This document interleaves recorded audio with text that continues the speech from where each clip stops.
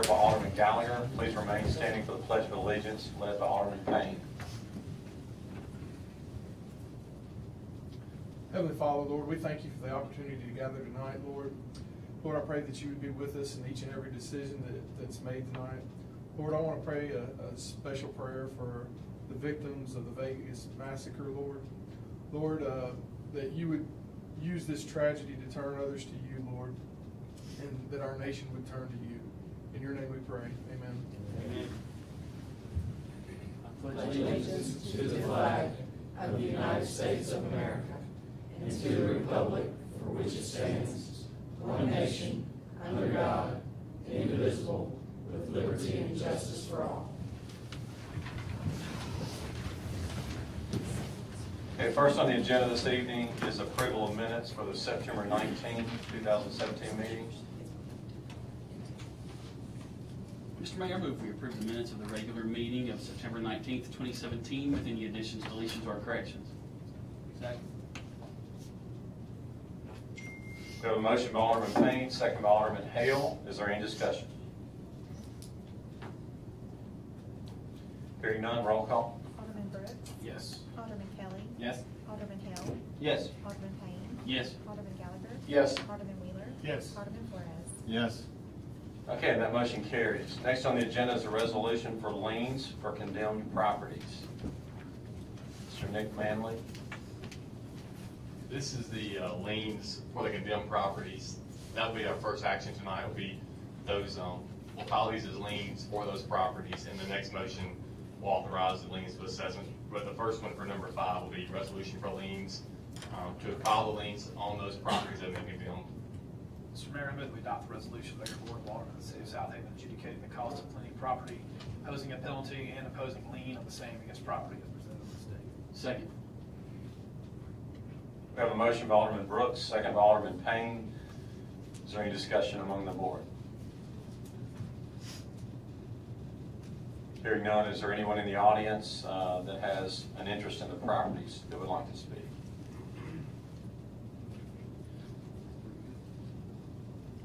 Hearing none, roll call. Alderman Brooks? Yes. Alderman Kelly? Yes. Alderman Hale? Yes. Alderman Payne? Yes. Alderman Gallagher? Yes. Alderman Wheeler? Yes. Alderman Flores? Yes. Okay, and that motion carries. Next on the agenda is a resolution authorizing liens to assessments. Yeah, this will allow for the liens to be converted to assessments under 21-1911 at a later date, probably in December. We'll then cancel those liens to put it as an assessment for those properties under the Mississippi Code 21-1911.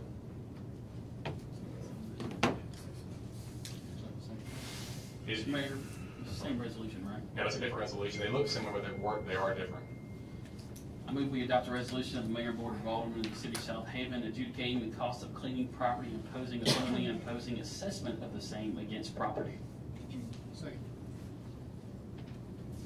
We have a motion by Alderman Payne, second by Alderman Gallagher. Is there any discussion among the board? Hearing none, is there anyone in the audience that would like to speak regarding any of the property that has a financial interest in any of the properties? Hearing none, roll call. Alderman Brooks? Yes. Alderman Kelly? Yes. Alderman Hale? Yes. Alderman Payne? Yes. Alderman Gallagher? Yes. Alderman Wheeler? Yes. Alderman Flores? Yes. Okay, and that motion carries. Next on the agenda is a resolution for restaurant tourism tax for our parks. Obviously, we've discussed this at this point. In the upcoming weeks, the city needs to give a resolution to state house reps to present this for a possible reinstatement of the tourism tax in the upcoming 2018 session. What's been discussed is a potential 8-year extension or possibly a resolution that just simply brings back a new vote and starts over with no repeal date, or with that leaving that door open. As y'all know, in the last session,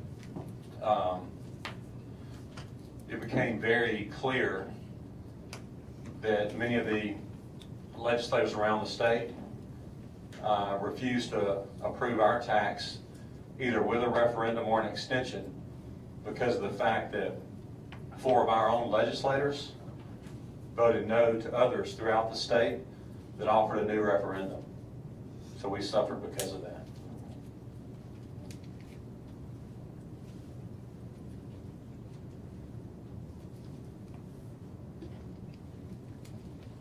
So we just gonna decide which way we wanna try to do it? Well, basically, I'm just opening up the floor for discussion. Just want to hear from you. We need to make a decision, what resolution we're going to provide. So, just open the floor for discussion. Mr. Mayor, I just like to comment on this. This has been voted on 2 times by the people of Southaven. I don't see a reason to vote on it again. The people have spoken numerous times, and I think they've given their opinions on what needs to be done. Well, as I mentioned last time, there is a percentage of people in our city that opposed this and voted no to it both times. And they didn't like, it appears to me they didn't like the result of the vote. But, that's how things are in America. Sometimes you have the right to vote, but just because the vote doesn't go your way doesn't mean that you keep requesting another vote. That's the way it works. Sometimes you vote for the winning team, sometimes you vote for the loser. But I would agree with you that it's been apparent in both elections that the majority of the people of the city have approved this. They see the value of it, and they see it as an extra unnecessary expense. A new referendum is what, about 40, Chris? Over 40,000? A little higher than that, so that's $40,000 higher. To request another vote, as Alderman Gallagher stated, that's been voted upon twice. So, anyway, thanks for your comments. Mr. Mayor, I'd like to do whatever we can do to speed the whole process up the quickest. If the state legislature wants us to have another referendum vote, then I'm all for it. We can do that. But I think the first trial, we ought to try to see if they'll just institute our tax again. Because obviously it's been detrimental to the city. We've taken out a bond where 100% of those proceeds are coming from property tax owners in Southaven. And I hate that we can't just go this a little bit quicker than having to go through another referendum vote. That'll put us probably another year behind. Well, it's fair to say that just losing it for 1 year, which we lost it this year, that the Department of Revenue doesn't break down what part is hotel and what part is restaurant, but we know that approximately 85% of that is due to the restaurant tax. So the total amount was 1.9 million that we lost for 1 year. So you do the math on that, 85% of that's about 1.6. So basically just that decision alone, that it was not extended like so many others down at the state arm, cost the city $1.6 million. So a point duly noted, the longer you wait, the more time is money. I might be the dissenting one on this one, but just in my opinion, because the tax went away, we'll be asking for lack of better words, a tax increase in the city. Personally, I would like to have a referendum for the citizens to vote on it again. That way, because it's been so long, it's been gone away with, and it will take more time to get back in. It will be hopefully the final vote on this thing, and that way we can just nail the coffin in it one way or the other. So I'm in favor of having the referendum. Will the referendum give us a non-repeal date? No. Can they not decide to put a repeal? That's what they did last time. They decided to put a repeal on it last minute. So we'll be the same vote. We've always been in it every 3 years or 4 years, whatever it is. They can decide that they just won't let it pass. They won't get a vote like they did this last time, and it just goes away. So. Yeah, again, to echo those comments, it's kind of like what comes first, the cart or the horse.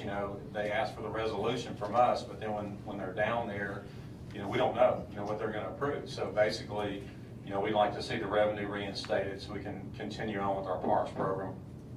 But we don't know ultimately if it will have a repeal date, how long that would be.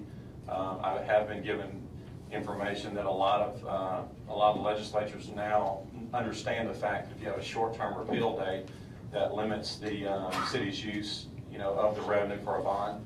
So I think now that message is finally circulating throughout the state that that a longer extension time is obviously much better, for the cities.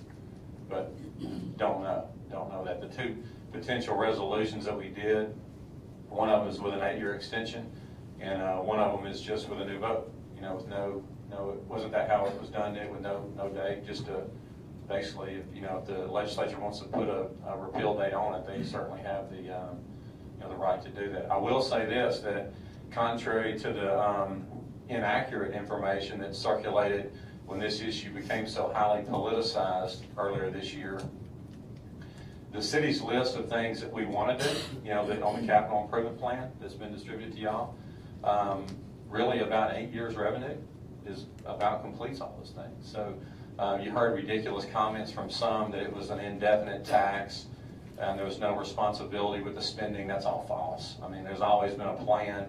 The city reserves the right to use, this board has the right, as you know, each year to determine the budget, determine how the money is spent. But with 8 years revenue, basically that will help us complete everything that's on that list. So I really don't think, I think that they gave an 8-year extension. That's really enough. I don't think we need the tax.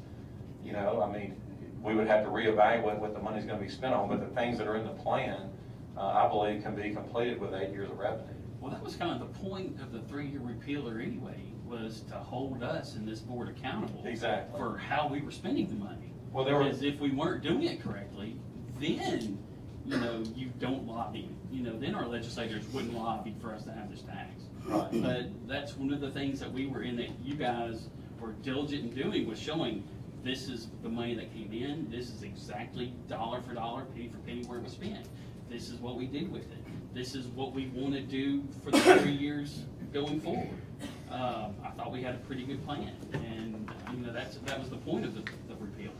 Well, and that was explained, the DeSoto County House reps, that was explained to them by other members of the House that a repeal date was not meant to be taken literally. Obviously, the revenue that it generated in 2012, 3 years of that, would nowhere come close to things that were on the plan. Exactly. So it was never intended to be taken literally that it's supposed to be repealed in 3 years. That was well communicated by the House of Representatives, what you said, that they use the repeal dates just as a checks and balances. It's a safeguard. Exactly, a safeguard. Mayor, But- go ahead. Oh, go ahead, I'm sorry. My opinion on this at the moment is I don't necessarily have a problem with the vote, but I do understand the advantages it gives to the city in project-oriented direction, the 8-year extension. It just makes sense that we are able to fund the projects that we know we're going to do. We know where the money already has to be spent. We can't spend it anywhere else. And to take it away from us like it did, not only 1.6, but we also know as a board that there was a domino effect to that. Absolutely. And those things not only hurt the city of Southaven, they hurt a couple of the other municipalities as well as the county. Mm-hmm. And that's huge. And for the state to not even recognize that was kind of, I won't say comical, but that's the best word that comes to mind at the moment. It was not thought out, even though the information was given to them in black and white, and they just had an idea that all taxes are bad, and that's not the case on this case for sure. That we had, the plan was set in place, the money was spent appropriately. Go ahead and do it. Let's give the extension and move on down the road. It's good for the state too. I don't know of anybody that's going to complain, restaurant owners, hotel owners. I've not had a single one of them say, I really hate that I have a line out the front door. I really hate that all my rooms are booked. And it's because of the amenities that this tax alone has brought to the city, and it's just a no-brainer thing.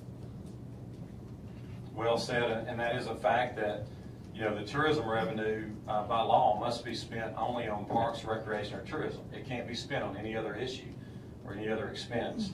But now that revenue is gone, it's forced our park improvements to compete with other projects in our general fund, and that hurts. I mean, if you're gonna do something with parks now, that's competing with your street overlays and all your other infrastructure projects. So it had a terrifically harmful effect, from an economic development standpoint. And again, it's some that, and it's just, let's just say the facts. I mean, there are some people that take an anti-tax mentality. They think every tax is bad. And I can tell you right now, you look at the problems in the state of Mississippi, not just in Southaven, and some of this radical anti-every tax mentality is killing the state of Mississippi. And it's killing economic development here. We got roads falling apart all throughout the state. Education in our state is not funded properly. And we have some that want to focus on Southaven's restaurant tourism tax. So some people need to see the bigger picture and take an economic development frame of mind, or else our state will continue to suffer. Step over a dollar, save a dime. So, excuse me, I'm guessing we can't do a reverse referendum like we did the first vote, where we do the referendum first, like before the session. We'll have to have the permission from the state legislature to do the referendum vote, I'm assuming. You could put that in there's nothing that stops you from putting that in the resolution, but if you're considering having a new referendum, that was done as a compromise effect, doing an extension but putting the reverse referendum in there last year. Well, it seems like the last time we did the reverse referendum, and when it went to the state legislature, the legislature said, no. Real quick, y'all getting reverse, he's saying reverse referendum, like if you reverse referendum from the standpoint of If you get enough signatures. if you get enough signatures to protest. You're saying reverse referendum before We you had- go to this legislature. That was a premature referendum. Sorry. Yeah, so you're talking about the same. You're talking about two different things. You're using the same word. So sorry, just to clarify. We did a premature referendum Yes. before, where I guess You had the previous state- mayor didn't ask Yeah. for permission to do the vote. He did it. That's what he took down there and said, hey, citizens already wanted it. The legislature said, no, you can't do that. So then we had to go through, it took another year. You're talking about prior to last, you're talking about back in 2011? Yes, yes. Okay. Yeah. But yeah, it does have to be approved. The state legislature has to approve if there is going to be a new referendum. So if we did a referendum, we would be put another year away. Correct. Yes. And we don't have to, tonight, we need to talk about it. I mean, that's the purpose tonight. I mean, there doesn't have to be a vote tonight, but we do, in the near future, we need to do that. So we can go ahead and give that to, it's been requested by some of our representatives, so we need to give that to them where they can be prepared, when the session starts in 18. How's this gonna be different than what we requested last year, Mayor? Last year, they asked us what we want to do, and we told them we wanted to extend the tax. And then they came back to us and said, no, we don't want y'all to ask for the tax extension. We want y'all to have a referendum. So we talked about it, and we asked for a reverse referendum. And they said, no, we're not gonna do that. And so we said, okay, well, we'll ask for the referendum then. And then we asked for the referendum, and they still didn't get it through. So how is this different? Well, and these are not my comments. These are comments from representatives in the State House of Representatives. They indicated that, they voted no to both. I mean, both of them, hit the floor. They voted no to all of them. And in their words, they voted no because our own representatives didn't support taxes throughout the state like that. So whether that's right or wrong, that's what they said. They voted, against ours because they did not get support from our own representatives. So that hurt us very badly. My belief, and this is my opinion, just from reading between the lines on what I've been told, is that after the fact, after that occurred, they realized that it made no sense to hurt the third largest city in the state when they're doing extensions for cities all throughout this state. No one in the state of Mississippi has used the tourism revenue more effectively than the city of Southaven. Our parks program is respected throughout the southeastern part of the United States. We've been a model, with the parks program and using this tourism revenue effectively. So, a long way to say the other reps throughout the state realized that it was the wrong, that it's not fair to the city of Southaven. Some actually apologized to me face to face and indicated that they did not want to hurt the city of Southaven, but that they had to do this because our own House reps would not support bills throughout the state. And so I believe that this year it would be different. I think they wanted to send a message to these 4 House reps, and I think this year it would be a different story when it's voted upon. So what did they say you should lean this way or that way, or? They, and as I said, this year, it's common to do extensions. When there's already been votes, like there has with Southaven, it's common throughout the state to do extensions. I mean, if you look at, we could name them. You could pull it up and name all the cities that just simply asked for all that Southaven asked for, a 3-year extension. And boom, they passed just like that. So I think it's still a common practice. They like to use repeal dates and do extensions. So you would prefer for us to give you a resolution to take down there that's an extension and not a referendum? Well, I'm wide open to both, and I'm speaking for myself right here, not as a city, not what other people tell me. I get what Alderman Gallagher is saying. It's been voted upon twice. I really don't think the result's going to be any different. I think the majority of the people in this city appreciate what the Parks program does for us, not only from quality of life, but also an economic development standpoint. I agree. I feel certain that if we vote again, that you're going to get the same result. It's going to be a 70-30 thing. You can continue voting on it. It's going to be 70-30, and it's going to pass again. Probably low voter turnout again. It will be low voter turnout, just like every other election. That's nothing. This past election. That's right. So I believe that it will. I just want to be respectful and listen. I mean, if you guys want to have another referendum, I'm okay with doing that. I do think, like I said, I think it's an unnecessary expense. I think you're going to get the same result. You're going to always have that 30% that don't like the result, and they're going to always ask for another vote. They want a do-over, and we all got to be grown-ups here. You don't get a do-over. Sometimes things shake down like you want them, and sometimes they don't. You got to pick yourself up and move on down the road. But there's a few in our city that refuse to do that. Well, I agree with the 8-year extension also. I think just the quicker the better to get started and taking care of our business. And as a business owner in DeSoto County of a restaurant, never had one problem at all with somebody saying, I'm not paying that 1%, or anybody complain about that 1%. And most of the people paying that 1% are from out of town, coming to the ball games and coming to the concerts, and so it just there's a reason they're coming here. It's because we have the amenities that they want to see, and without the money, I don't think we can keep that up. So, That's very well said, and we didn't have you in that discussion earlier this year, so I really welcome your input coming from someone that is involved in the restaurant business, and that's very well said. I appreciate your input. This may be a Chris Wilson question, but since the tax went away on July 1st, do we have any kind of restaurant data as far as what the overall sales in our restaurants have been over the past couple months? Are we showing a huge increase of people eating in Southaven restaurants because the tax went away? No, won't release that information. All we're getting now on the tax is just the hotel motel, and it went from $180 a month down to $30,000 a month back on it. That's for the I think hotel. about 42,000 this past month. Right. So, But that's just for the hotel. But we can't tell with our normal uptick of normal sales tax revenue that we do. DOR doesn't give that information. Well, the 4 years that we've been tracking this, the 4 years since I've been here, the restaurant, it's been increasing Continually, every yes. year. So with the tax, that definitely did not discourage growth. The restaurant sales have grown. No, yeah, your tourism tax increased every year. Right. I knew that. I just didn't know if there was any kind of indicator since July 1st showing, like with restaurant owners were coming in like, oh my gosh, since the tax went away, our business has done double. No, there's been no data like that. Okay. Well, I'll chime in my 2 cents. That's probably what it's worth. But I agree. I would rather go the extension. Just ask for the extension. The sooner the better. I get that. However, and I hate to sound like one who's sitting on the fence, the last time deep down inside, I have a really hard time. This is democracy.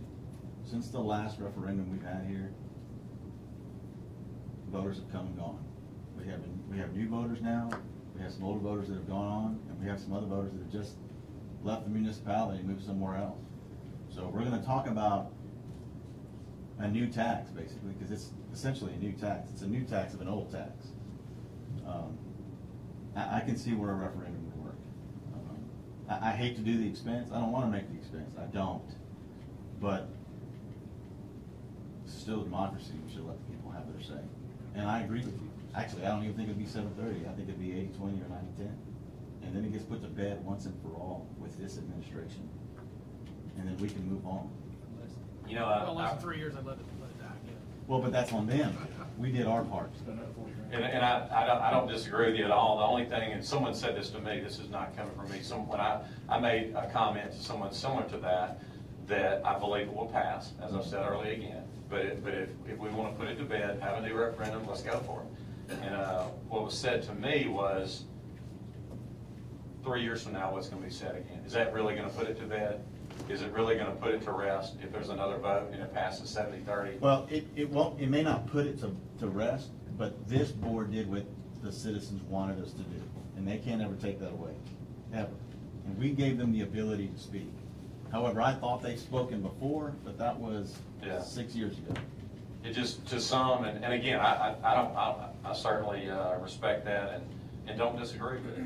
The only thing that I will share with you that I also received from some citizens are like, how many times are we going to vote on it? I agree. I mean, I think it's ridiculous for us to have to vote on it again or even be discussing this, to be honest with you. However, it is what it is, and now we've got to deal with it. Yes. So again, my preference is just to ask for the extension, but if we know that if we're coming back to them going, look, we're going to let them speak again, and then when they speak again, you better do your job. Yeah. I understand. Can we not do both the referendum and the 8-year? Like, have a referendum voting for an 8-year thing, and that way if we're done with it and we don't need it anymore, we can let it die? Doesn't mean that the state legislature will give us 8 years though. No. But if the voters vote on it, When the voters voted the 2 times before, there wasn't a referendum tied to it. I mean, a repealer tied to it at all. well, that guy's not That was done on the floor. That was done on the floor before it passed. We never asked for a repealer. I know you didn't. So- I know you didn't, but we also went down there and said, hey, look, they voted on this, but you didn't come ask us. We initially wanted 15 years, if I remember correctly, just straight 15 years, so we could take out one bond, do it all, and be done with it. And that didn't happen. Went down there, and next thing you know, we were getting the 3-year repealer. So.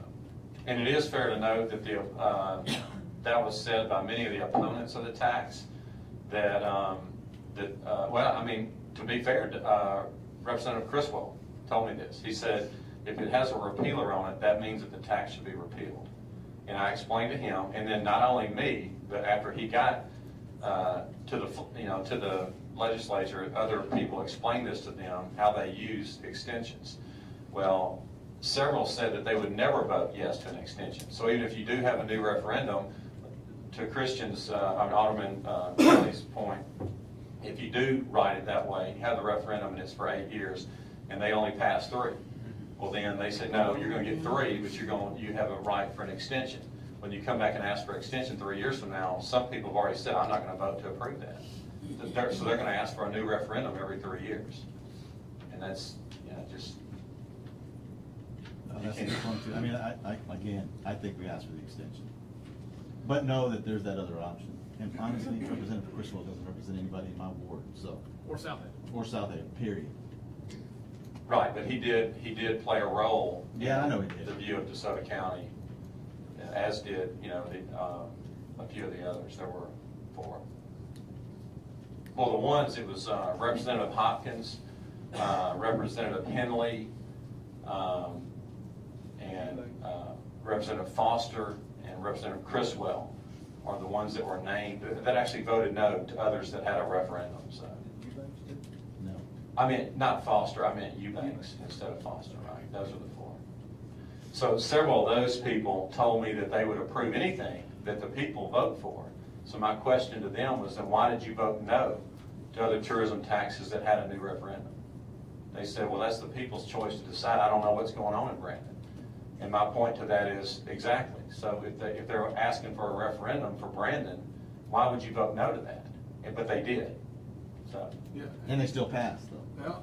Yeah. yes, they did, but then again, it created hostility and towards the city, I agree. to DeSoto County in general. And let's remember, we're not the only one. Horn Lake lost theirs as well. That's right. Because of it, so. Well, and let's make sure we understand too, Brandon's opening a new amphitheater come May off that tax. That's right. Though, several of those same legislators, not all of them, but several of them also told us they never voted no to a referendum. And when we pulled their voter record, it showed. Their voter record is not consistent with that. That is correct.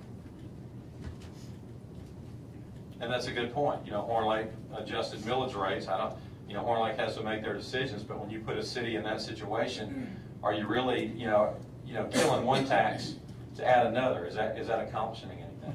You know, when you take away one tax from them that was paid by people, 100% of that tax is not paid by people that live there, and then you put them in a situation where they take a property tax millage increase, and that's 100% paid by the people of the city. So Put the burden back on taxpayer, property tax. that's right. You're not solving a tax problem. You're just shifting the burden.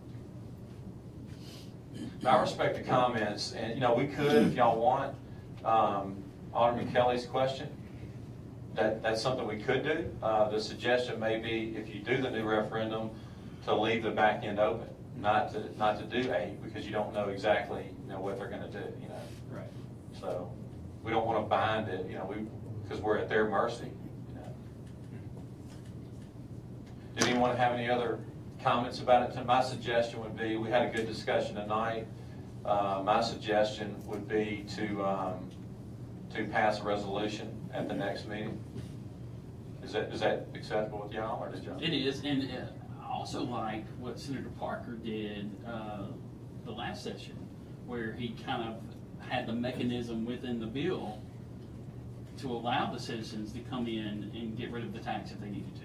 I mean, Right, but if I you're think gonna that's an option as well. Yeah, that's an option, but you'd be kind of duplicating if you're putting a new referendum on. Well, I mean, I'm saying not have the referendum, but put the mechanism in so that citizens could.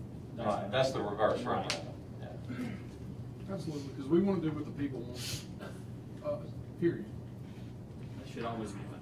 But when the people, when the people vote, it's all, another comment, there was so much discussion, early this year, but another citizen told me this, some said, well, you're not listening to your people if you don't have a new referendum.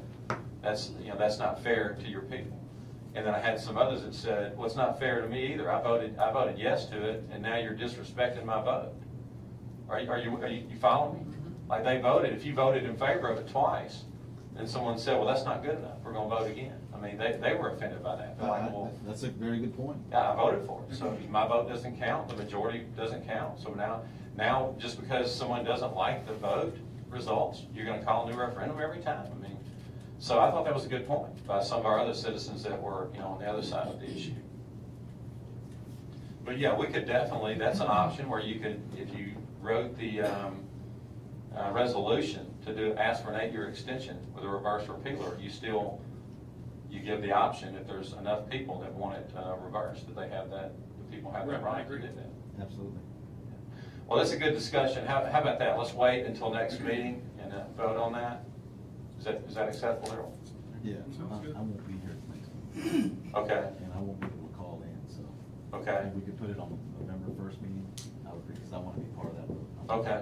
We can accommodate that. Thank you. Okay, any other discussion? Okay, hearing none, we'll move on to the next item on the agenda is resolution for no protest for the bond issuance. This is just a resolution noting there was no protest to the bond issue filed at the city clerk's office today, or by today, and also allows for the issuance of bonds in the amount not to exceed $6 million. So we did the intent resolution at the first meeting in September, advertised it, and then tonight would have the no protest resolution for the board's consideration. And authorization, this will also authorize the issuance of the bonds in an amount not to exceed $6 million. I'll make that motion. Second. We have a motion by Alderman Flores, second by Alderman Gallagher. Is there any discussion?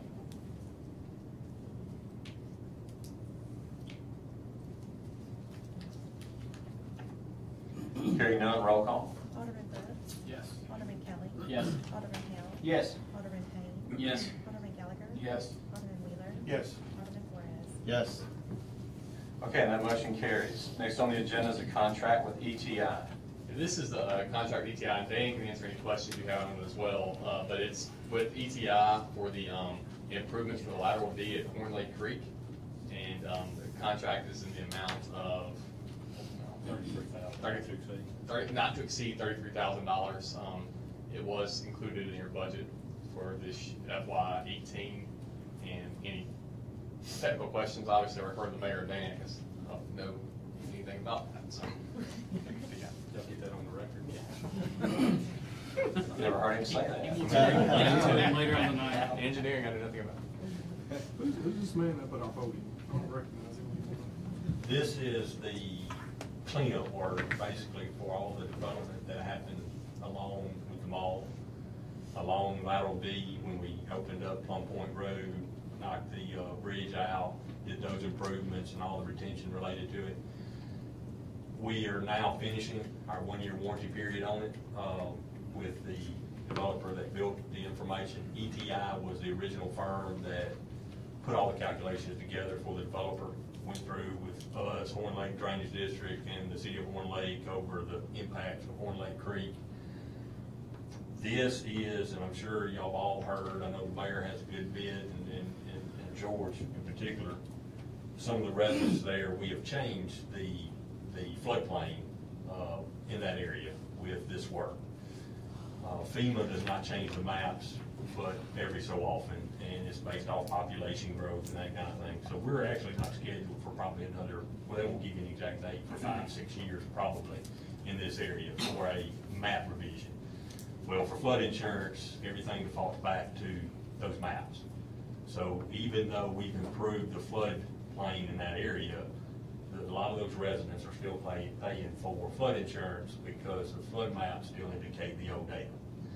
This would allow ETI to add to their data, process data in a FEMA format that would allow us to get a LOMAR, letter of map revision, which then would reflect improvements to the drainage in that area that would hopefully relieve several of those residents from having to pay flood insurance anymore. So it's been a long time coming. They felt the impacts of the improvements. Now we're trying to clean it up so they can feel it in their pocketbook. So is this motion to allow the mayor to sign a contract with ETI to do that work? Correct. I make that motion. Or do the engineering work. The engineering work. Second. So was there other work done to the creek itself involved in this, or is this just No, the revision? this is just paperwork cleanup. This is paperwork. This is just get the FEMA maps. Now and this was budgeted in the mayor's and y'all's stormwater improvements plan for this year. There is some expenses that the city has to pay through that budget for the actual processing fees that is not included in this. It could be around $10,000 in addition to this for the actual map production and release from FEMA. But to get the data to FEMA is from ETI's not to exceed hourly $33,000. Now, are there residents of Plum Point that this probably would not affect in a positive way as far as drawing them out of the floodplain that you're aware of? The conditions wouldn't worsen for anybody. They're either in the floodplain now or they're not. Right. Right now, you have some that are paying that are not in the floodplain. A significant amount that are paying that are not in the floodplain. So it would pull some of those out. Now, there's a couple that may or may not be impacted that may still be in the floodplain. Yeah, the maps, it's important to note the maps are still FEMA's maps. So we have to be careful that we say, hey, we reduce your risk of flooding here, but that doesn't necessarily mean that they won't have to still have flood insurance. Right. So it doesn't necessarily apply to everyone. That would be when the FEMA maps come out. But it should help most, Dan. It should. Right. Most of them should see a reduction, or a lot of mortgage companies may not require the flood policy based on the new data when the maps come out. I'm just saying it's not 100%. We don't know that. We can't say drop your flood insurance. Right. Now, not being an insurance person, so I'll kind of ask you guys, if we redraw the maps, we do this, they do the cleanup, they find several residents aren't in the floodplain anymore, where they don't have to have flood insurance. they go through their insurance provider agrees, everything's happy, then lo and behold, something happens 5 years down the road and they flood. Does this mean It's that really they're- more up to their mortgage company than their insurance provider. The mortgage company is the one who's gonna tell them if they have to have flood insurance or don't have to have flood insurance. So, But they still can, Yeah, even if they absolutely. don't have to have it, it's not a mortgagee requirement, Right. they can still get what's called a preferred rated policy if their zone changes, so they can still keep, just because their mortgagee's not requiring it, doesn't mean that they can't still keep flood insurance at a preferred rate, but it'll be at a lesser rate than someone who's in a dangerous flood hazard area. So I think where you were, correct me if I'm wrong, I think I'm understanding you, you're worried about them coming back later and saying, hey, I dropped my flood insurance because Mr. Payne told me I could. Kind of. So I mean, where does he live? I'm going to get it. Not as much me, but you know, as someone, I mean, a lot of these things I don't understand on an insurance side. And I'm sure a lot of the residents over there don't understand it exactly either. So they're thinking they know that they're required, that they have to buy. You know, a lot of people still think when their hot water heater busts, you know, that everything's covered, and technically a lot of times it's not. So if they're being told that they don't have to buy flood insurance anymore, my fear is, you know, they all go and they get rid of it because they don't want to have to pay this extra $1,000 a month or Right. $1,000 a year that they're having to pay. Then lo and behold, if something happens, are they no longer covered because they don't have flood insurance? If something were to happen, or does That's on them. And Joel, well, may want to add something to this, but what I would advise someone, if you live close enough to Horn Lake Creek, as Dan knows, regardless of what happens, you're going to take some risk. So my advice to a client would be, even if your mortgage company doesn't require it, I would still keep the preferred rated policy because it's a much lower rate. But yeah, you're still covered. I just know coming off campaign season, I think the biggest question was, when are we getting it out of this floodplain so I don't have to pay for this flood insurance anymore? Well, we're basically not making that decision. That was the question. All we're doing is providing FEMA the latest information so that the mortgage companies, the insurance providers, and the residents can make the decision themselves. All we're doing is reflecting the latest data for the agencies that already have a mechanism to work through this process. And he's right, we wouldn't be the ones saying you don't need flood insurance anymore. And like the flood we had several years ago, I mean, you know, this is a standard up to 100-year flood event. Well, we've had bigger than that. So I wouldn't suggest to anybody that if you're in, like he said, if you're along the creek, that you get out of it. Just, you want to get the people where they're not under the required maximum rate. Because that Let it be affects their choice. real estate transactions. Exactly. When your mortgage company is requiring it, that's a negative with real estate transactions. And most of the people I've talked to over there, that's the issue, is they're wanting to sell their home and they're having difficulty selling it because of that. Sure, well, that's the answer that I was asking. But most mortgage companies will go off of FEMA. All of them will go off of FEMA. Yeah. They're not going to say, okay, now that they say they're not ever going to drop it. Mortgage company will require 100% until they redraw the maps.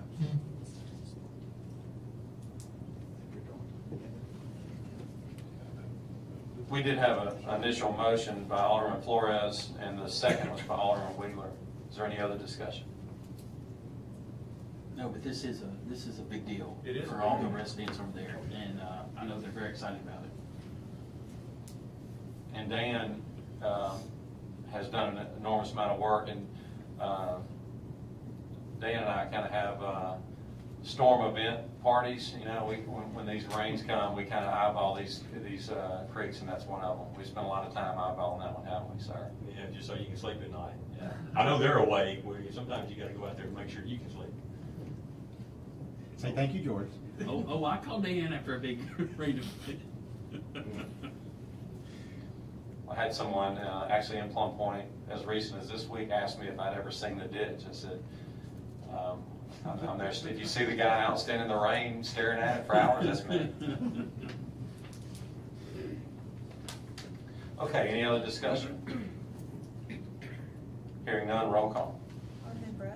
Yes. Alderman Kelly? Yes. Alderman Hill? Yes. Alderman Payne? Yes. Alderman Gallagher? Yes. Alderman Wheeler? Yes. Alderman Flores? Yes. Okay, that motion carries. Next on the agenda is the work authorization with Civil Link. This is a contract for the new signal improvements along 51.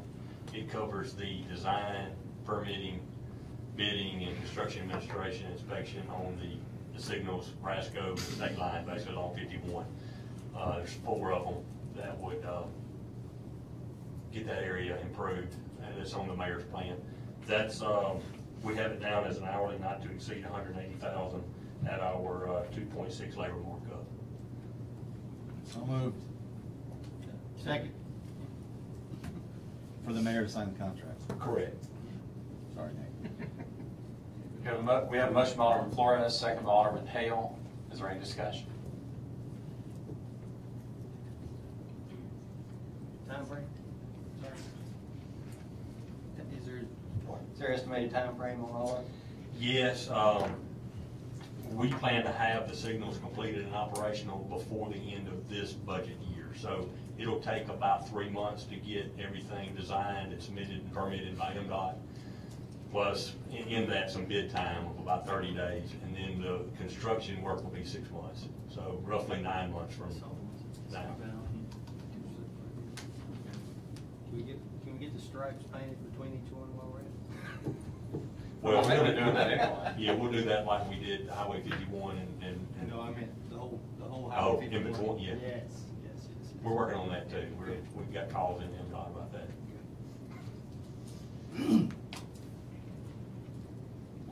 Okay, any other discussion? Hearing none, roll call. Alderman Brooks. Yes. Alderman Kelly. Yes. Alderman Hale. Yes. Alderman Payne. Yes. Alderman Gallagher. Yes. Alderman Wheeler. Yes. Alderman Flores. Yes. Okay, that motion carries. Thank you. Thank you. Next on the agenda is authorization for Public Works to purchase equipment from the state contract and go to bid.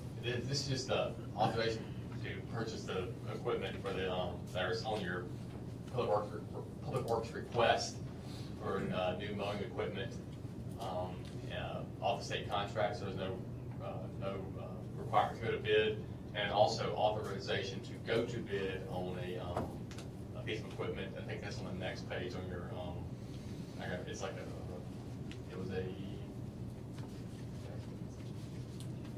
mini track unit and the skid steer unit. So authorization to purchase those items on the state contract for the first items, and then authorization to go to bid for the mini track unit and the skid steer unit tonight for Public Works. Need 2 separate motions. I think you can do it all in one motion.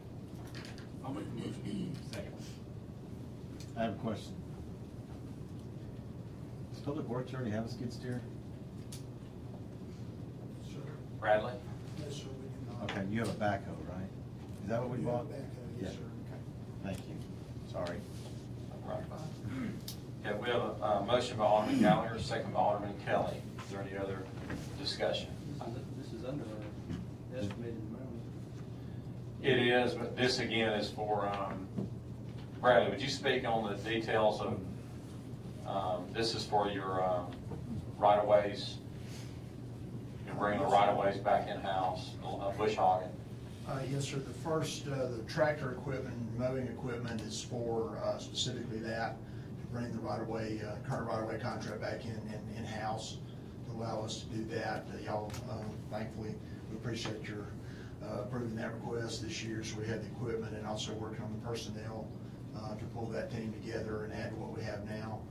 So we would be able to do all the right-of-ways ourselves in city. And then the other 2 pieces of equipment, the mini track and the skid steer, for the infrastructure crew.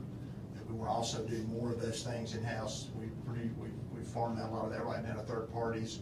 We feel like we could do, if we have this equipment again, and we've got the personnel actually already to work on those to make that work. So we'll be able to do more of that contract that we part of. We won't do all of it like we will with the right-of-ways, but we'll do, I believe we said we think we can at least do about 25%, probably more. We're trying to be conservative when we're proposing it to y'all for budgets, but it's all things that you voted money-wise for us to have to purchase this year for those purposes. So. Yeah, we reduced the drainage, the budget line that the construction equipment applies to is the drainage maintenance. Yes, sir. So we cut that budget line because we knew having this equipment would allow us to do, like Bradley said, estimated 25% of it ourselves instead of paying a third-party contractor. And then We did not budget for the general right-of-way maintenance. So that was $208,000 or somewhere in that area. So we removed that from the budget to bring it back in-house. But I think Alderman Hale's question was on we had estimated that we thought that it would cost like $450,000 for the right-of-way equipment and $350,000 for the construction equipment. What does that still look like Yeah, it was now? a total of $750. It was $450 for the right-of-ways, $300 for the infrastructure. Right now, we're looking at a little less than $350 for the number you have here on the tractor sheet, and that's pretty much everything we need other than a trailer for the mowers. We're gonna have 2 mowers now, and we did have to pick another truck, F-250 truck, and it's all, it should be on state contract. Actually, I think the trailers are as well, so. But how much is it going to come in? Do you know now, is it going to come under? I don't know. I don't have all the pricing on those yet, but I feel strongly, yes, sir, it will definitely come in under the $450. Okay. I mean, we're going to make it work one way or another, but I feel strongly we can get everything for less than the $450. Particularly, we have the state contract items, what you do on that. The infrastructure, we also feel we can use the truck, and we have a trailer that we can use. We just need the truck equipment to pull it, which that $250 would also help us with that. So we have $300 for that. We should be well below that with these 2 pieces of equipment, and whatever we have left we'll use for support to transport them most likely, which is also in the budgeted items that we requested for this year. So. Does that answer your question? Is there? Any other questions for Bradley? You didn't mess around, you bought some Kubotas. I'm sorry? You didn't mess around, you bought a Kubota. Well, that's our state contract. We were happy about that, yes, sir. We're not trying to mess around, exactly. So.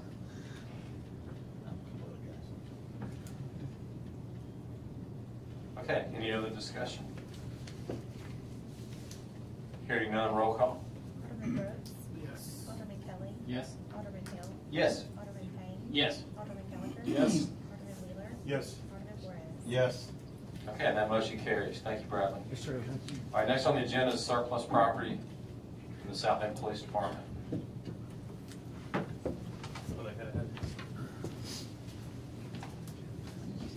motion that got added, like resolution to surplus the property. Just resolution authorize surplus for In the police department. police department for the vehicles that are no longer needed for service in accordance with 172525.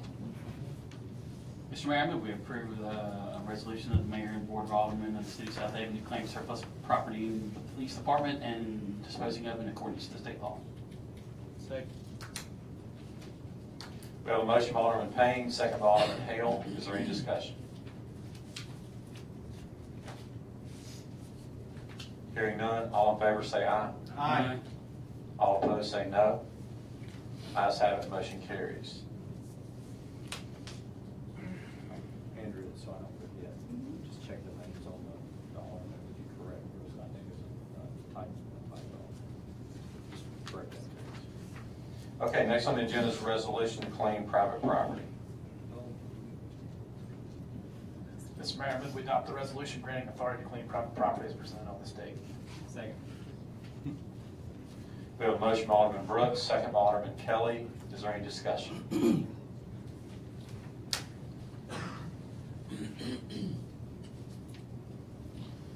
No discussion among the board. Is there anyone in the audience who would like to speak regarding any of the properties?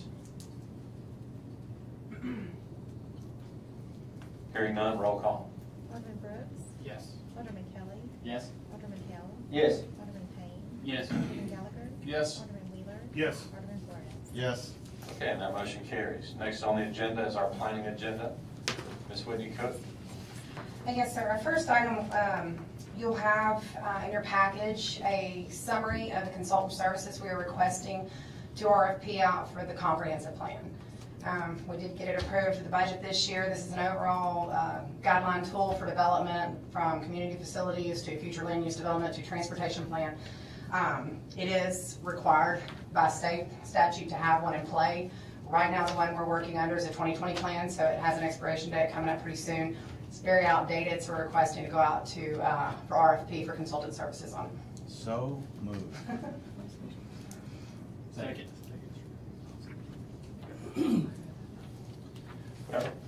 me, we have a motion by Alderman Flores, second by Alderman Kelly. Is there any discussion?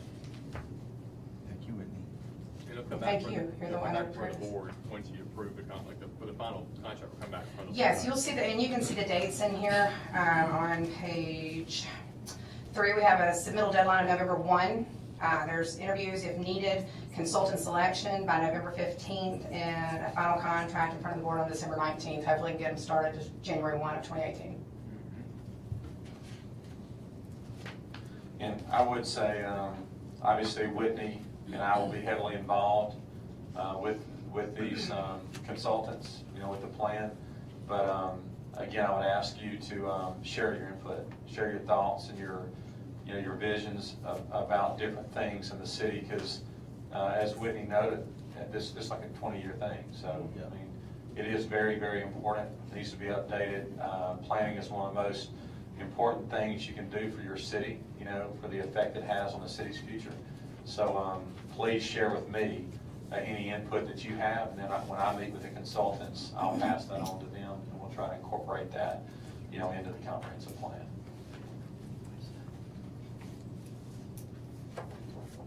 Okay, is there any other discussion? Hearing none, all in favor say aye. Aye. All opposed say no. Ayes have it, motion carries on 1. Item number 2, we have an application requesting to subdivide 4.76 acres of property on the east side of Sweeney Road, south of Church, into 3 lots. It is zoned agricultural. Ordinance states that under low density residential areas zoned agricultural, they can submit for minor subdivision if they have a minimum of 1 acre per lot and it doesn't exceed the 3 lots total. This does meet that criteria. They all have access to Sweeney Road, therefore no ingress or egresses are required on it. It is compliant with subdivision regulations, and we recommend approval. So moved. Second. Whitney, do you know, is that what the plan is? Is that what the plan is? 3 homes, yes, it's just 3 homes being built on it. On each lot? Yes, 1 per lot.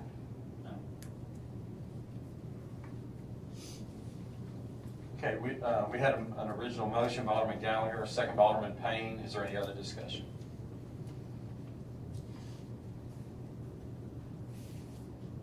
Hearing none, all in favor say aye. Aye.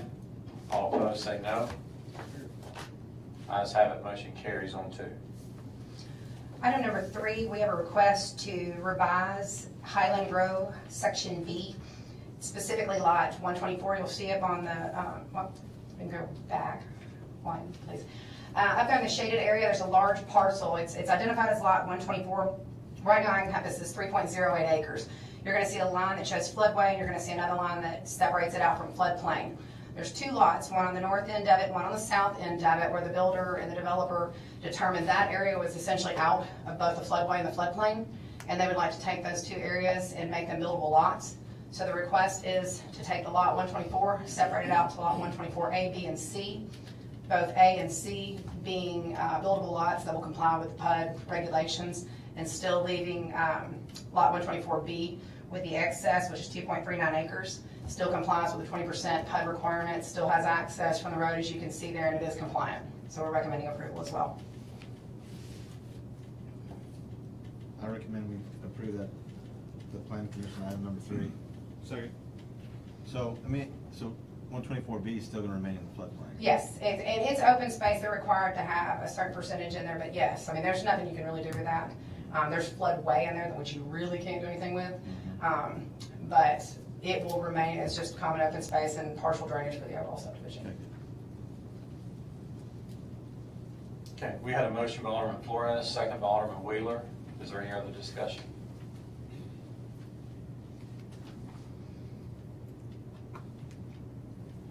Hearing none, all in favor say aye. Aye. All opposed say no. Ayes have it, motion carries on 3. Item number 4, we have a request to, again, revise an existing Lot 2 in the Deer Chase North Commercial Subdivision. This particular revision is going to be located behind the existing retail center. We've got the grill house building to the north. This is going to be behind the one just to the south of there. There is an existing structure on the south lot. The applicant did come in and request to name them Lot 2B and Lot 2C. We have asked them to revise it to A and B since there is not a Lot 2A that will be floating out there, and that would be a little confusing. But it does comply with the PUD regulations. Mainly, there's a 30-foot buffer line and a fence line between them and the homes behind it in the Deer Chase subdivision. Again, it's already a recorded lot. They're just asking to further subdivide it down so that the individual offices can be purchased. And it is complying with the rest of the subdivision regulations, so we recommend approval. I will make that motion as well. For item number 4 on the planning agenda. Second. On item 4, we have a motion by Alderman Flores and a second by Alderman Brooks. Is there any discussion? So these will be offices. This is commercial. Yes, one currently has an office building on it, and they're going to mirror that same office building, kind of like they've already got. All of them kind of match. It's going to mirror the one that's right next to it to the south. Okay. So, where, you said the grill house was? The grill house, this is the 2013 aerials because they're much more detailed than the 2016. The grill house is just north of these buildings where you see the identified lot to the north of it. It's just shown as a vacant piece of property because this is the 2013s.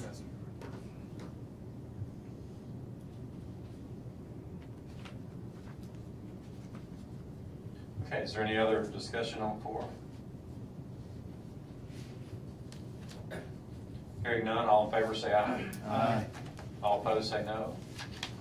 Ayes have it, motion carries on 4.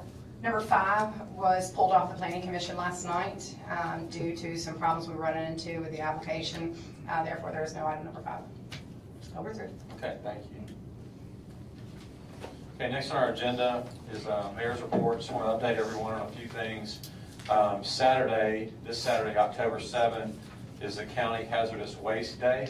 So items that you cannot put, in your normal garbage or rubbish, they will be collecting those at the Lander Center from 8 a.m. to 12 noon this Saturday at the Lander Center.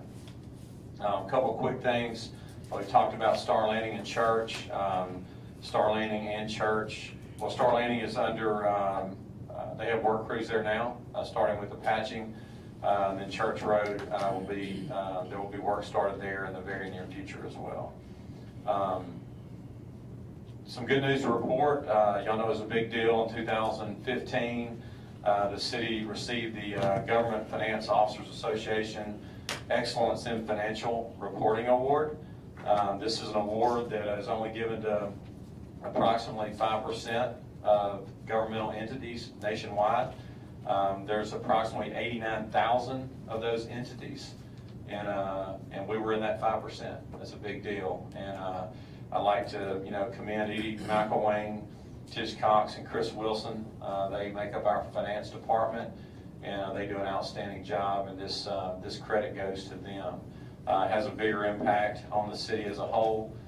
It's the ultimate measure of showing financial integrity with the operation. So we received that award again for 16, so we've got that prestigious award back to back for the last 2 years. Again, I like to commend our finance department, but also thank this board of aldermen for us all working together, making it a priority, to heed the advice of our finance department, city attorney, and the other experts that we hire to help us. But it's a great indicator for the city. The people of the city should be excited about that, to know that that the money is being handled exactly right here. Here.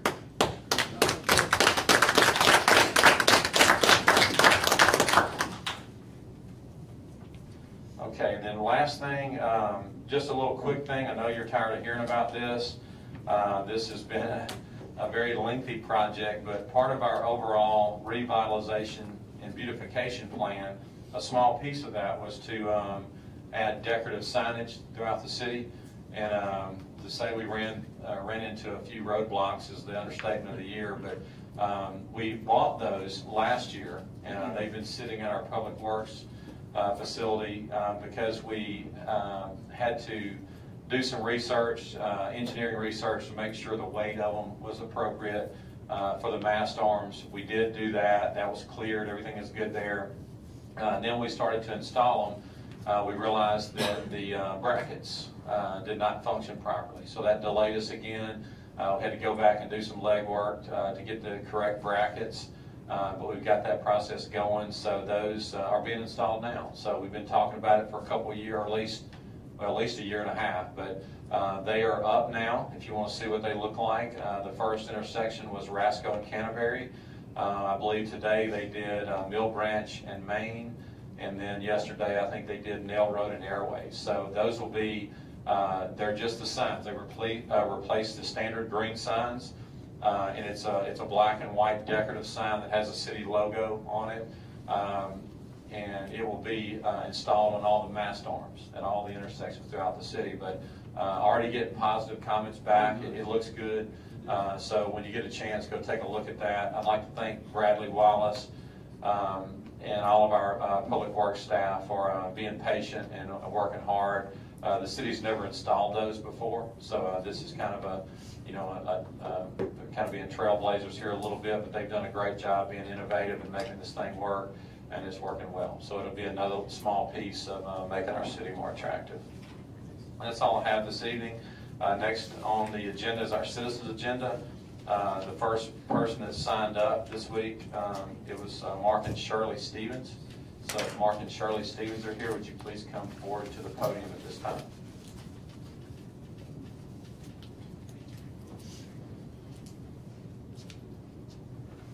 I don't see anyone. Is Mark and Shirley Stevens here with us tonight? I don't see them. If they come in later, I would request the board we let them speak later, if that's okay with you guys. The next person that signed up is Ms. Graciela Fickthorn. Please come forward. Thank you. I just want to make an observation regarding my backyard and the trees that will probably never appear, because I just learned that there is not enough space to put trees. So I don't know what that entails, why a person will come and tell us that they were going to do that.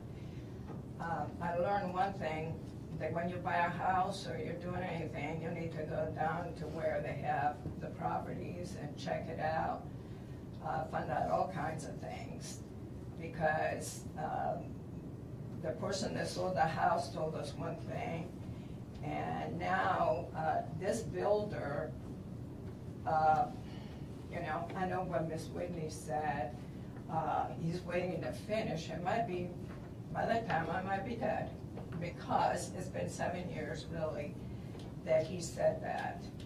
Now we can say, well, there were a couple of years that were bad, but he's been building quite a bit in that subdivision.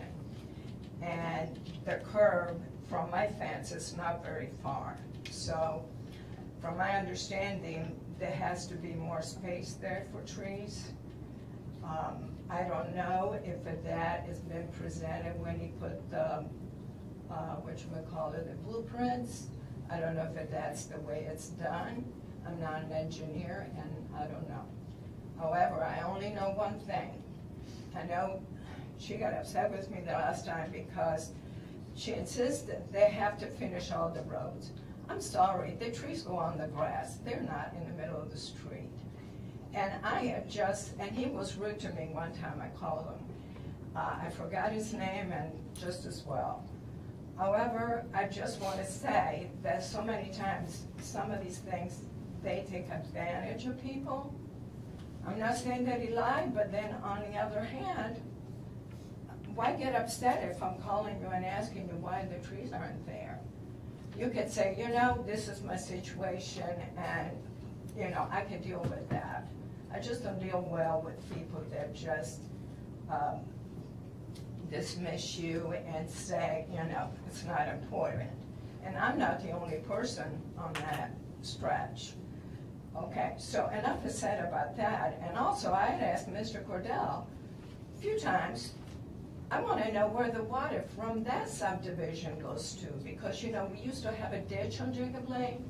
We have a creek now. And it's ruined properties on that side, not on my backyard, but on that side of Jacob Lane, because it's a curve.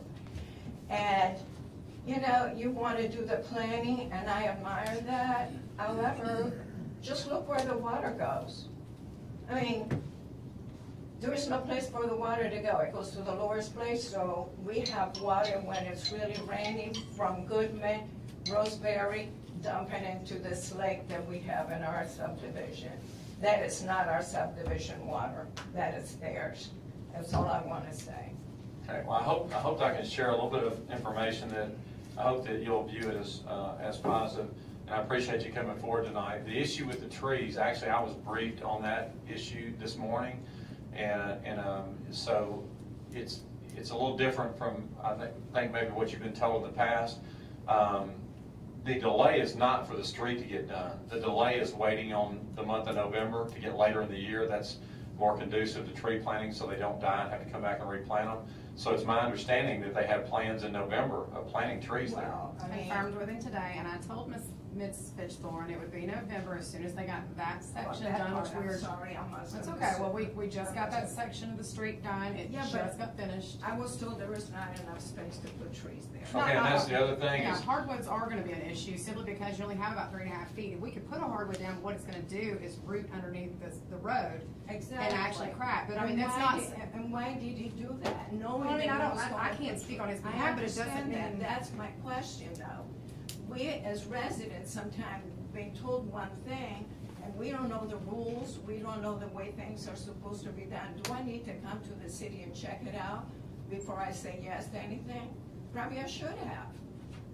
I mean, It that's wasn't all I'm part of saying. the master plan, though. He did it, he's doing it because you asked him to, even though he's No, not no, required no, to shade. no. We didn't ask him to. He promised us those. Well, I mean, but what I'm saying is the PUD and the design there never had a planting screen there. It's not required when you develop your own property, it's not required to shade and screen somebody else's property with landscaping like that. Plenty of people's fences go right together and you're looking at somebody else's backyard. Oh, even though you I'd took be trees glad down. to look at somebody's backyard. I'm looking at a street and the noise and all that from those houses that are very close to mine, which is fine. I live in a city, I don't live in a country, Right.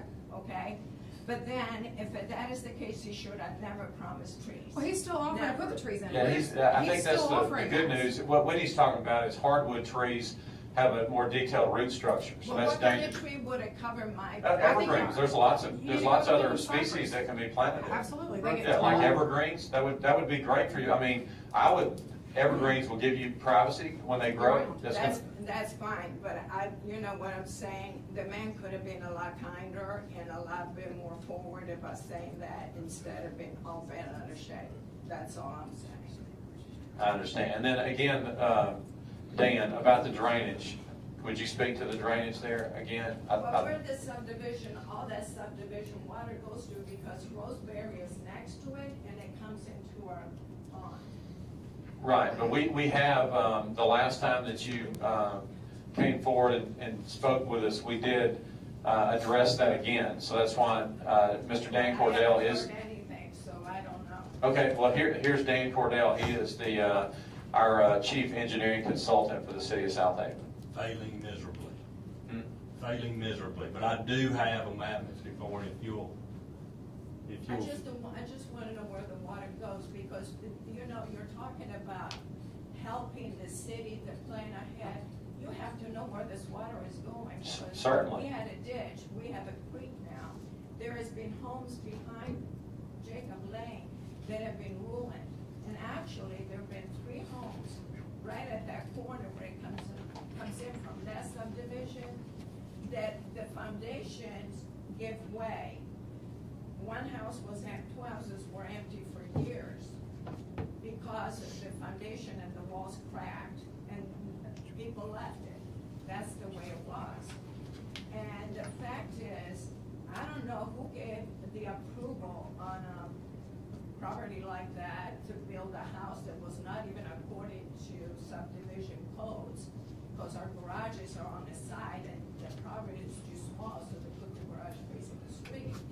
Now, if we're gonna keep on having, you should come when it pours rain.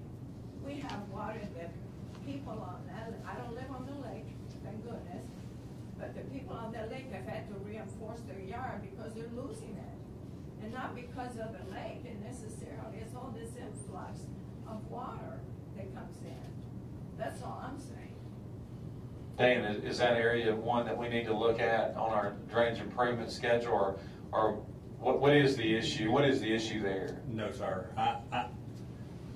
think what she's describing is just common and normal maintenance of erosion and flow. I have a map. If you would be so kind as to call Whitney, we'll set up a time that we can lay it out and go. But that's okay. You know what? It's gonna take, it takes some exhibits to explain what she's asking, where the water's going. I have that. I've brought it to several board meetings, but we haven't hooked up and had that conversation. I do not have it tonight, but we can sit down and go through it. Actually, our indication shows that that development, some of the water does flow there, it flowed there originally, but they reduced the amount of flow that goes toward her area with that development. So we redirected the flow to go another direction. So if she's having an erosion problem, but I would love to sit down with you and go through it. You asked where it was going, I'd love to sit down and show you how it's reduced. And You it know would what, explain. we all know where it goes, you can fix it, that's my point. But the problems are with the other part, we have 3 huge pipes that flow into that pond, that retainer pond. You can't fix that unless you're gonna redo everything else. And that's what my question is about planning. I mean. Well, and I respect that and understand that. Obviously, I can't go back to something that, what was the year that was approved, Whitney? Probably, well, I know that, I wrote insurance policies there 15, 20 years ago. 2000. And Pinehurst has been there since the early 90s. I mean, Yeah. So we can't, obviously we can't go back in time, but what we can do is what Mr. Cordell's telling you. We'll be glad to look at that because we do review drainage throughout the city. We spend a lot of time doing that. And so be happy to coordinate a meeting. He can show that there's something that the city needs to do. I mean, that we want to know that because we do want to resolve the problem. So if it's something that is a city, if it qualifies for our public assistance, we certainly want to do that. Great. We've met with the homeowner association about the pipes you referred to going into the lake. And that is an issue for the homeowner association. It's not causing a flooding issue. They're having an issue with their lake level with DEQ, and they had to go in and adjust that based off of the dam regulations that are in place now. But it's not necessarily an issue from the city standpoint that we can step in and do anything yet. And we have contacted the homeowner association and been in talks with them.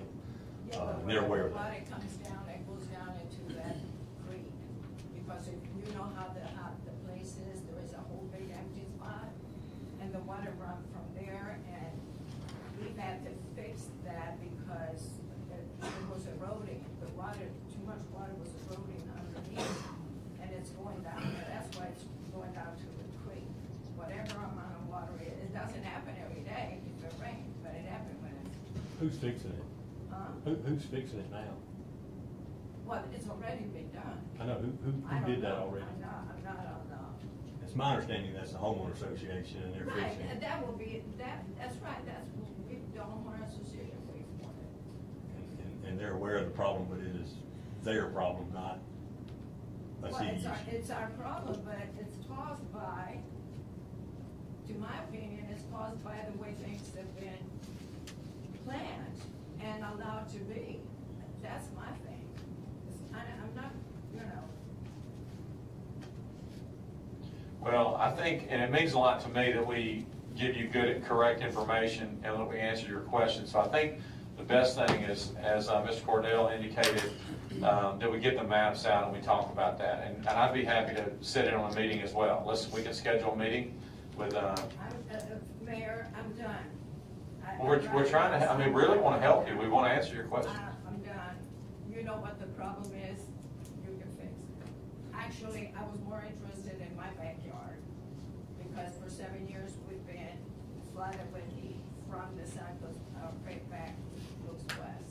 Yeah, and there are some things that the city can fix and some things that we cannot. Oh, I know. We've heard all about that. So. Well, it's state law. We follow state law. We have a drainage improvement policy that's consistent with state law. So we're gonna do it the right way. But I'm telling you, we want to help. If we can help you, we want to help you. If nothing else, I think it's fair to you to let you know the truth about the drainage, where the water. Because that was your initial question: where the water's coming from, where it's going. Just out of curiosity, where this water goes. But what I'm saying is, the point is, as you're planning ahead, you got to find out where the water is going to go when they're given some subdivisions, the building approval. And we do that. And again, I can't criticize or judge what happened 15 years ago. Of course not. But it's on my watch now, and the new developments that occur now, that is done. Before land disturbance permits are done, there is a drainage plan in place that is reviewed by engineers to make sure that we don't get into these problems 15 years down the road. So we are doing that. But again, the door's open. I'd like to, answer your questions and have Mr. Cordell show you the maps and explain that if you would like to. I would appreciate that if you would cooperate with us there. And I appreciate you coming forward. Thank you, Dan. Okay, next on the agenda is our personnel docket. Mr. Mayor, I move we approve the personnel docket as presented on this date. Second. We have a motion by Alderman Brooks, second by Alderman Wheeler. Is there any discussion?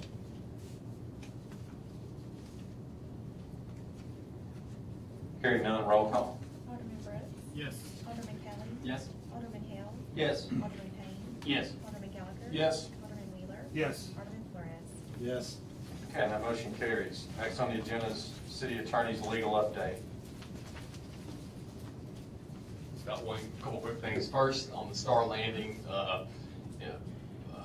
MOU with the county. Last board meeting, you approved the mayor to sign the MOU with the county for Star Landing Road. That's the county $500,000, the county and the city doing the work. The county has approved that MOU as well. And so we'll have it signed tonight, just let you know, or make a motion, not a motion, but just that'd be sort of in tonight's minutes. So on the record for that motion, that MOU be in tonight's minutes. Secondly, need authorization for Parks Director Wes Brown to sign professional service agreements for our independent contractors who help with the tennis lessons. So we have one tonight with Christian Serrano, might not be saying it correctly, but authorization for him to sign this along with authorization to sign future ones as they are needed with the Parks Department. So move. Second. We have a motion by Alderman Brooks, second by Alderman Gallagher. Is there any discussion? Yeah, just a quick question. So we're gonna have other instructors besides them? Yeah, and they give us a percentage of their proceeds. That's all I need to know. It's growing, expanding. I know it is. Isn't it awesome? Can't keep up with it, I guess. Imagine that. Man, Should have built it bigger. should have made it bigger. Wish we would've. I'm college graduate. And again, the fee that we pay them comes out of the lesson fee, so it's new money. That's exactly right. Okay, any other discussion about the instructors? Hearing none, all in favor say aye. Aye. All opposed say no. Ayes have it, motion carries. And the last item is the standard contract, the yearly contract we do with the City County School District or Board of Education that will provide an SRO, and they will give us $12,000 annually towards the salary of one SRO. I think we do end up providing 5. Is that correct? We end up providing more than the one we get reimbursed for, but this will allow us to receive $12,000 from the Board of Education towards the salary of the full-time SRO, which obviously doesn't cover the cost, but it does help offset it some. I'll make that motion. Second. We have a motion by Alderman Flores, second by Alderman Payne. Is there any discussion?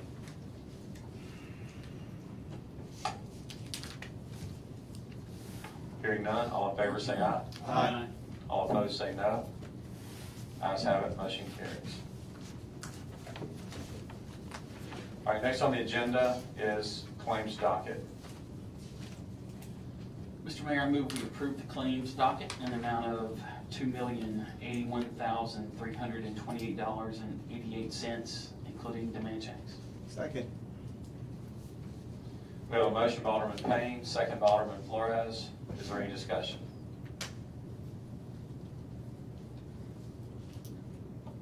Hearing none, roll call. Alderman Brooks? Yes. Alderman Kelly? Yes. Alderman Hale? Yes. Alderman Payne? Yes. Alderman Gallagher? Yes. Alderman Wheeler? Yes. Alderman Flores?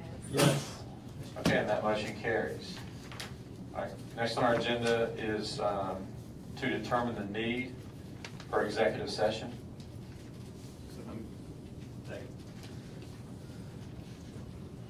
We have a motion by Alderman Brooks, second by Alderman Kelly. All in favor say aye. Aye. All opposed say no. Ayes have it, motion carries. The need this evening is personnel in city court, personnel in parks, claims litigation against the city and Southaven Police Department, economic development relating to relocating of business to the city, and leasing of city property. Now, is there a motion to declare executive session? Second. We have a motion by Alderman Gallagher, second by Alderman Wheeler. All in favor say aye. Aye. All opposed say no. Ayes have it, motion carries. The mayor and board will now enter executive session.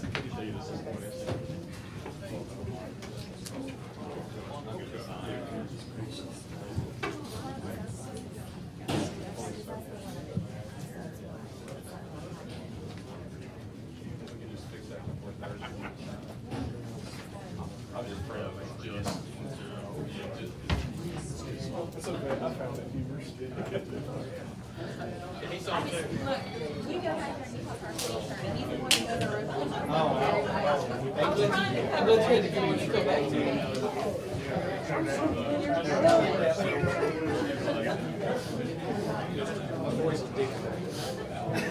My stuff is corrected now, thank you very much.